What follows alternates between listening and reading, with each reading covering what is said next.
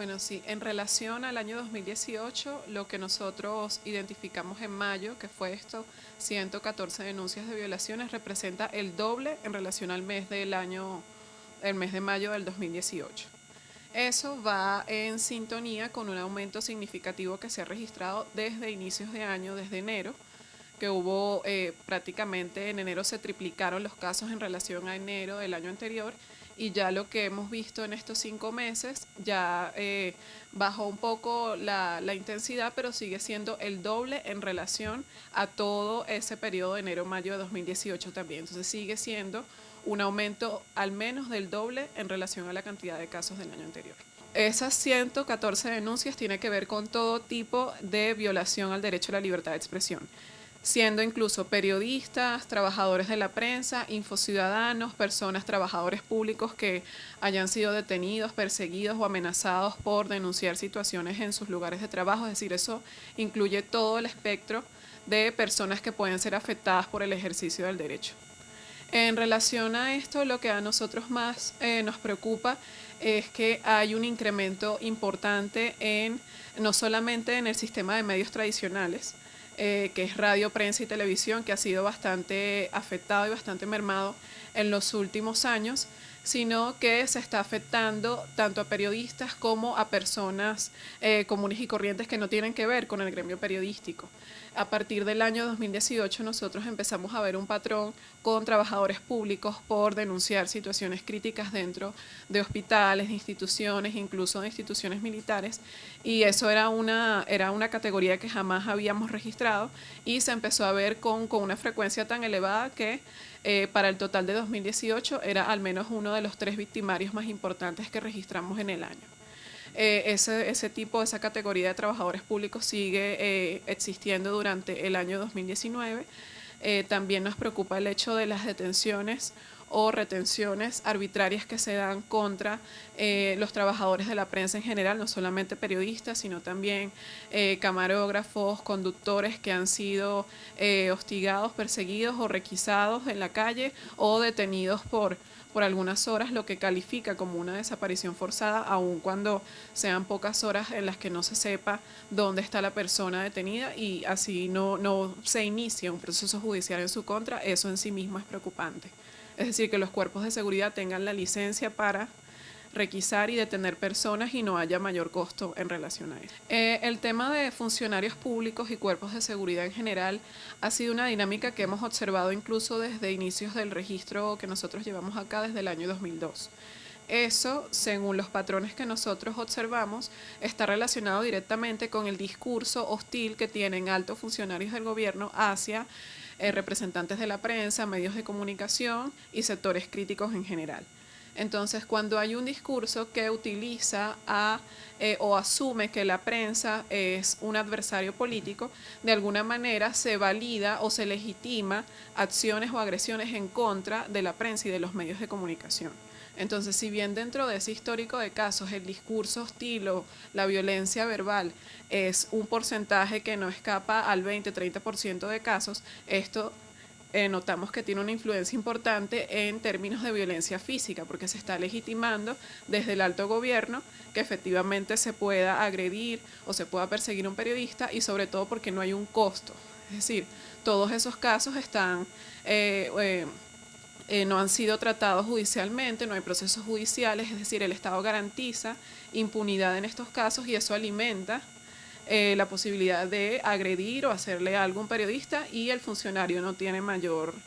hay mayor costo en relación a eso, ni desde el discurso, ni desde las instituciones públicas, ni desde la fiscalía, ni desde llamados institucionales a parar las agresiones o los impedimentos de cobertura que son muy comunes, aunque a un periodista no lo agredan o no le den un golpe, por ejemplo, pero el simple hecho de negar la información pública ya se le está negando no solamente al periodista a trabajar, sino a las personas que pueden efectivamente obtener información a través de esa fuente, se le está negando directamente. Entonces, tiene unas implicaciones bastante importantes, directas e indirectas. Bueno, nosotros este año calculamos, la última cifra que teníamos calculada eran 11 casos de deportaciones en 2019. Eso responde a una dinámica importante que se ha dado en los últimos 2 años, al menos desde 2017, cuando se dio la ola de manifestaciones y bueno, era un foco de información importante del país y muchos periodistas vinieron a hacer la cobertura. Hay una lógica de impedir la difusión o la cobertura de noticias, sobre todo de situaciones de este tipo, manifestaciones, pronunciamientos de sectores de oposición, incluso por hacer coberturas de escasez de alimentos en supermercados, etcétera. Todo lo que tiene que ver con la crisis social, económica o política es amenazado o es perseguido, sea hacia periodistas nacionales o periodistas internacionales. En el caso de los periodistas internacionales, en algunos casos han sido, se les intenta abrir procedimientos judiciales, pero bueno, la vía fácil es la deportación inmediata, ¿no?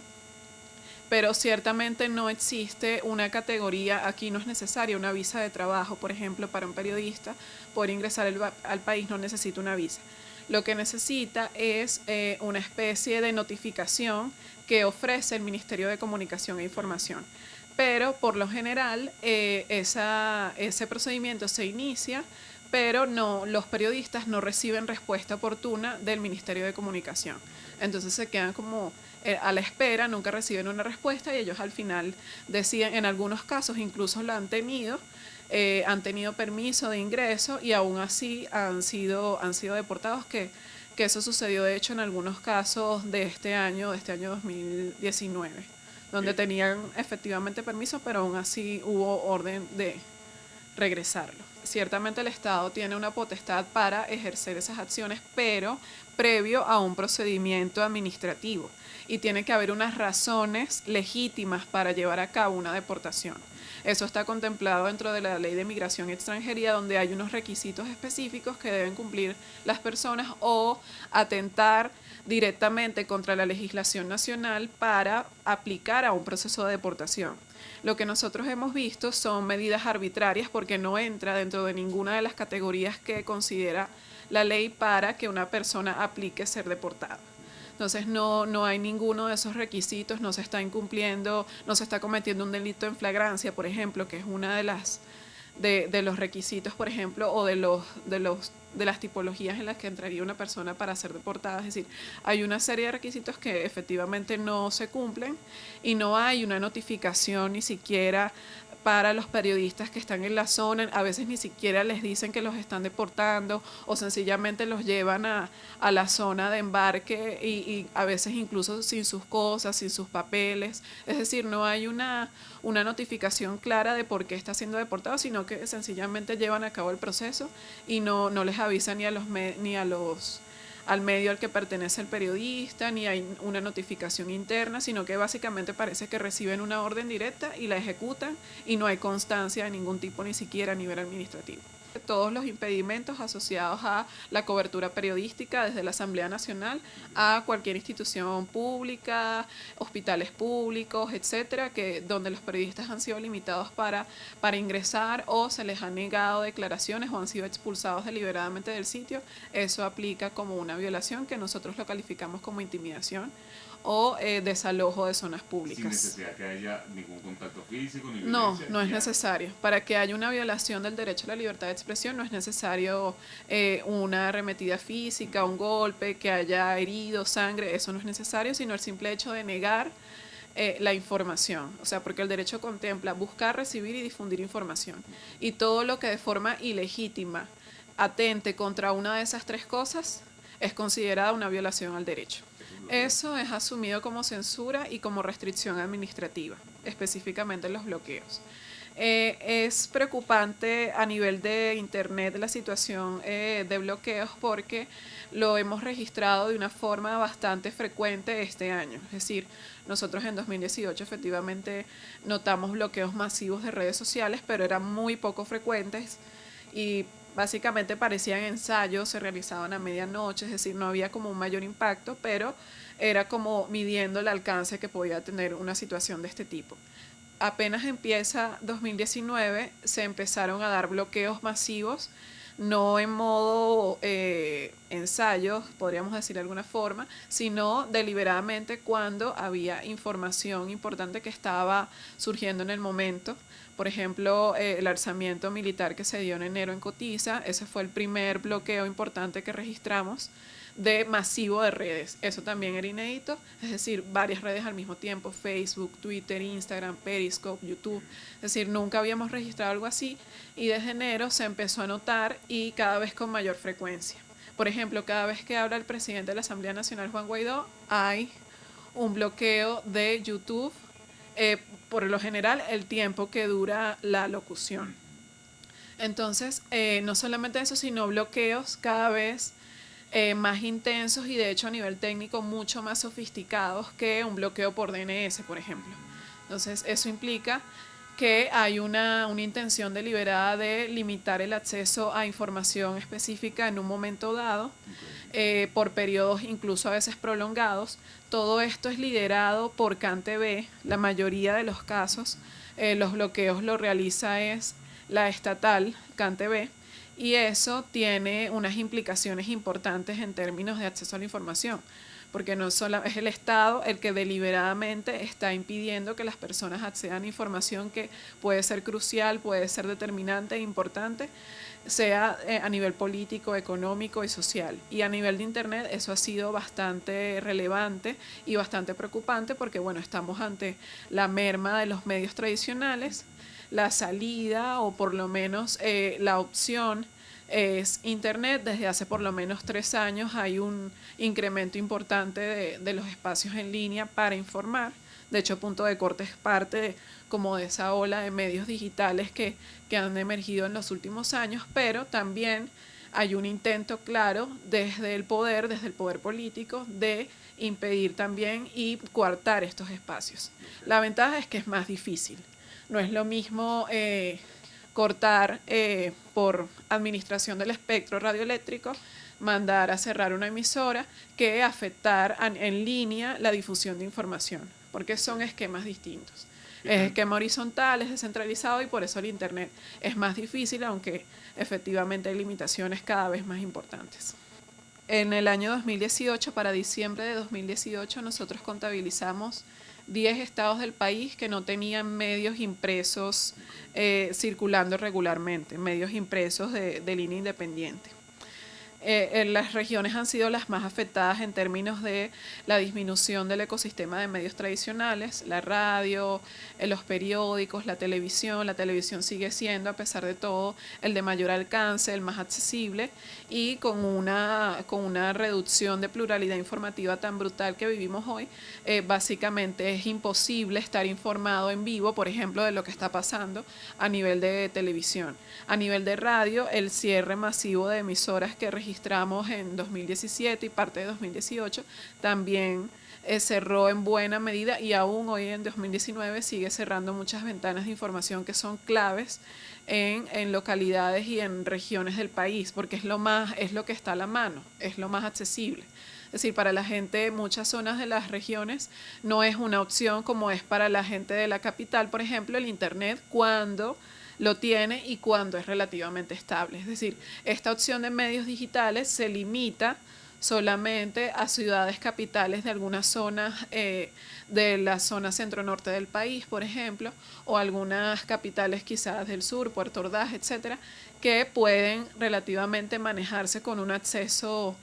al Internet más o menos estable. Pero en la mayoría del país los medios digitales en realidad no son una opción, porque lo que domina es la prensa, lo que domina es la radio, y si hay 10 estados donde no circulan medios impresos, eso quiere decir que en muchas zonas del país hay gente que básicamente no puede informarse a través de medios impresos. Aproximadamente tenemos al menos unas 5 o 7 emisoras que hemos registrado, emisoras completas que han sido cerradas por Conatel, por difusión específica de contenidos, o sencillamente porque según el Estado estas emisoras no están al día en términos de concesión o se les venció la concesión, etc. Lo que sucede con el tema de las concesiones a nivel de radio y televisión es que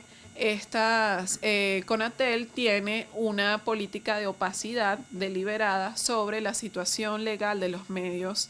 de comunicación. Entonces, muchos de estos han intentado regularizar esta situación ante Conatel, actualizando sus papeles, su documentación, pero sencillamente son ignoradas por el ente regulador. y de repente un buen día ellos se presentan en la emisora y dicen que efectivamente la situación no está al día y se venció la concesión y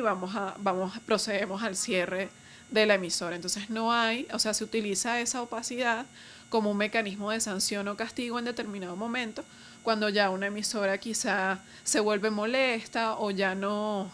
cumple con algunos requisitos para Conatel, y no solamente se procede al cierre, sino que muchas veces se confiscan los equipos, no hay un derecho a la defensa que está contemplado legalmente para las emisoras en el momento de los cierres, sino que es una medida unilateral donde básicamente no hay chance, no hay tiempo para defenderse. Esto afecta directamente la operatividad de los medios de comunicación. Cuando hay un peso económico tan fuerte sobre un medio, básicamente lo que ha traído en otros casos la consecuencia clara es que ya no hay capacidad para mantener el medio y en algunos casos se ha cerrado, que fue lo que pasó, por ejemplo, con Tal Cual.